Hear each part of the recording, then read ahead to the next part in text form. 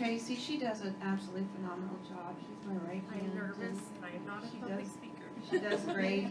We're so grateful to her. So, shame on every one of you who has not filled out a survey yet.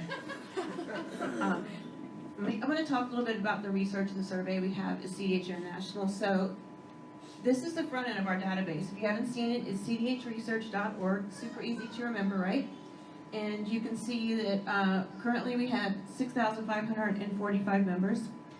And you can see all of our social media stuff. But over here is the important thing. So you can see parental opinions in medical care, basic statistics, male, female, left, right, the type of CDH, locations of all these families. And you can go in at any time and see on the fly updated research information based on who has filled out the survey and who has answered all the questions. And it's a little slow, but it will go right in and tell you, like this is information about parents' opinion at the hospital, and here's some basic statistics. So I'm just going to tell you a little bit about why we have this database. So the CDH study group is a collaboration of hospitals around the world, and they were started the same year that we were, 1995, and we've been working with them for almost 25 years. And they collect all the surgical data. So all the blood gases, all the neonatal information, they put into a database. And it's incredibly helpful. There's been a lot of research publications based off that database. All the big CDH centers are a part of that. And they do a phenomenal job. And then DREAMS has a genetic database. Mass General has a genetic database. And DREAMS collects some information on developmental delays and other issues. So we all have a piece of this puzzle, because what we collect is the family history that's not genetic. We collect the long-term medical information on these kids, because the study group, they don't follow up on these kids after they leave. So they don't know if a child is still having feeding issues when they're 7 years old. They don't know if those patients are growing up having pulmonary hypertension, if they survive to 20 or 30 or 40 after they've been discharged, if they've had children of their own, if they've had other types of hernia, if they've been diagnosed with cancer. They don't know any of that. No one is keeping track of any of that but us. So we all have a piece of this puzzle. So you can belong to the DREAM study, the Mass General study, the University of Utah study, the other genetic studies, but it's equally important that you fill out this form. As Tracy said, it takes a couple hours, but you do it in sections. You can do a section in the morning when you're having a coffee. You can do another section tomorrow. And I know that all of us have all of this information embedded in our brains, PTSD of dealing with CDH. So most of you can probably recall most of it on top of your head. And it's really important that the parents fill it out, because the kids obviously were not there. They were there, but they're not going to know off the top of their heads how many days they were on ECMO or what medications mom was exposed to during pregnancy. So we try to encompass everything that the other studies are not, so that we can work together. All of your information is HIPAA compliant. We have a HIPAA expert on our board who keeps an eye on everything, makes sure the server is safe, all the security is done. We're fully governmentally compliant. Everything is de-identified. So everything that you see here, you're all assigned a number. Your names and your direct information is never combined, so that it is secure and your privacy is kept in check. So you don't have to worry about that. We never release your contact information or your name to any studies without your permission. So if someone comes along and they say, hey, can you guys refer patients to this new study? We will either contact you directly, we will put in our newsletter, we will post it on Facebook, but they will never ever get a list of our patients in your contact information, because we value your privacy. So I cannot tell you how important it is that you fill out this database, and then you can pull up results anytime. You can fill it out. 2 minutes later, you can see your own data with everyone else's. Yes? How do you access it if you have to send us a link? When your child is 13 or older, you will get an invitation to join. If you have not, let us know, and Rachel or Tracy or I will make sure that happens. It's for 13 and older to fill it out, because Oh, no, I'm sorry, let me correct myself. It's for 1 and older to be a part of this. We have a separate study going on for 13 and older with the University of Toronto that Augusto is going to talk about in a minute.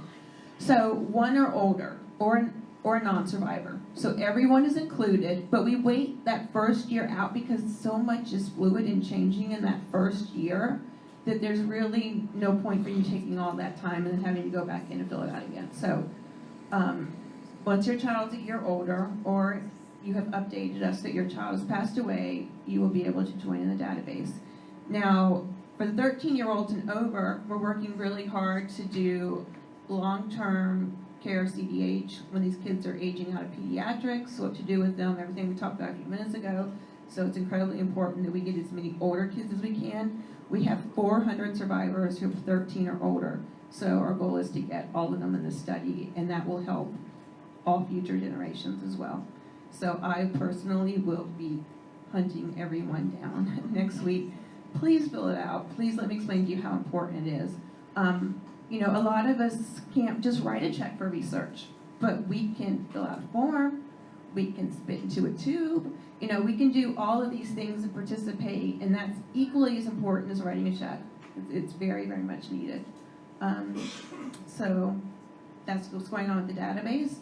And then I've been traveling a lot, starting NGOs, but also traveling a lot, going to research conferences. I've gone to probably 50 medical conferences in the past year, speaking, presenting our research, meeting other researchers, building up a network of 8,000 researchers, including surgeons, neonatologists, pulmonologists, pediatricians, etc., trying to pull everyone together to work on a standard of care and hospital accreditation. So I've been doing that a lot in the past year and a half.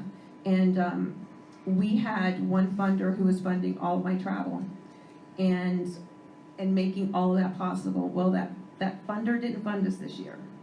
So we're struggling there because we don't want to go backwards in all the work that we've been doing. So I just wanted to throw that out there because I know a lot of people have seen me traveling and going, what is Dawn doing and where is she going and why is she here and there? So I just wanted to let everyone know what was going on with that. So when I travel, I carry your kids with me. I carry your data and the stories and the quotes, and they hear from patient advocate side what's going on with these kids. So I'm trying to give you all a voice. So that's important too, that we are there at those conferences and representing patients, because as much as we have so many doctors and nurses and geneticists who love these kids and work so hard for us, they're on the other side. It's different. It's different from living CDH and studying CDH. So it's incredibly important that the patient is represented as well. So that's what's going on here. And anyone have any questions about anything so far? Yes, Hope. Obviously we're all members of Cherubs and CDHi here. Mm-hmm. If you have not participated in the study, Tracy or I can help you get set up with that. It just takes a couple messages, we'll get you set up, and it is really just, don't be intimidated by it. Like you said, we have all that information. We've recited it for how many years? We know how many years we've remembered all that stuff.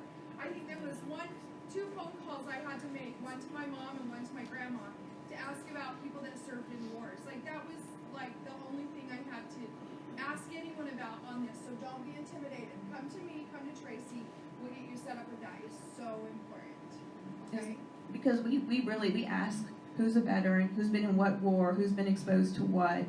Are there any birth defects that siblings have or that grandparents have, or not just CDH, but everything. So we really want a good picture of what's going on, because the more information, the quicker we're going to find the cause and the best treatments of CDH. But we have to work together because we are the only people that have that information. So just want to state that. And we are here. We will all help you get started in that. So just let us know if you have any questions or concerns too. So we're happy to answer about those as well. So let's see. Are you going to be sending out like routine updates for the older kids?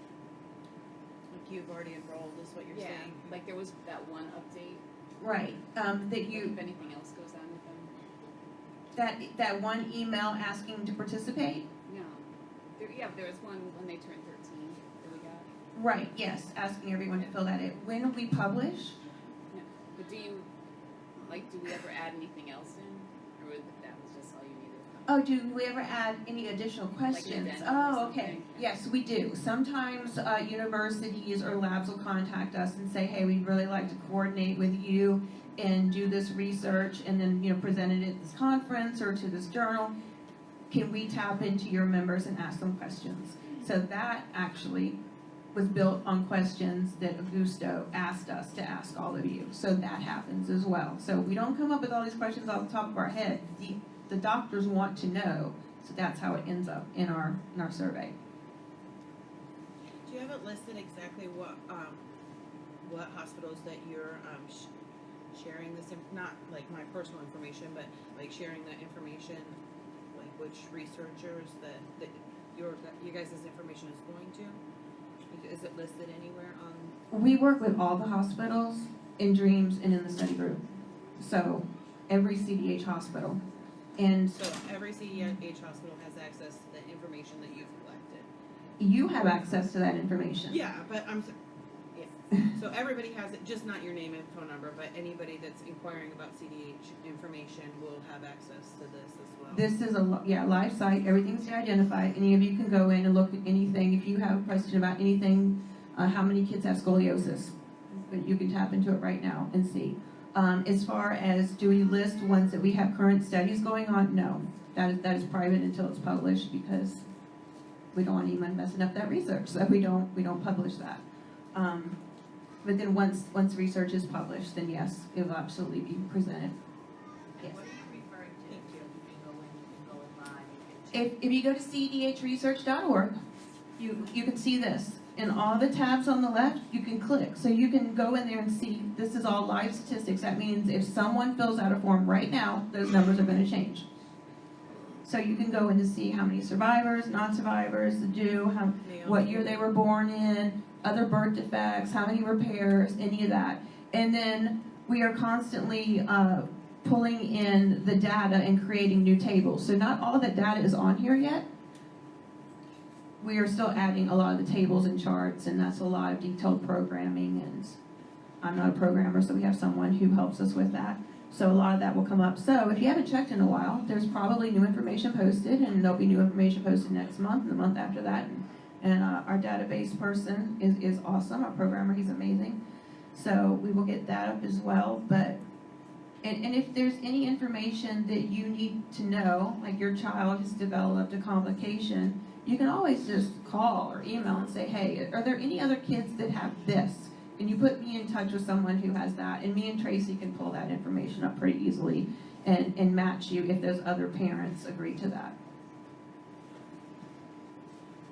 That's awesome. All right, so we have 10 minutes before Gusto will start.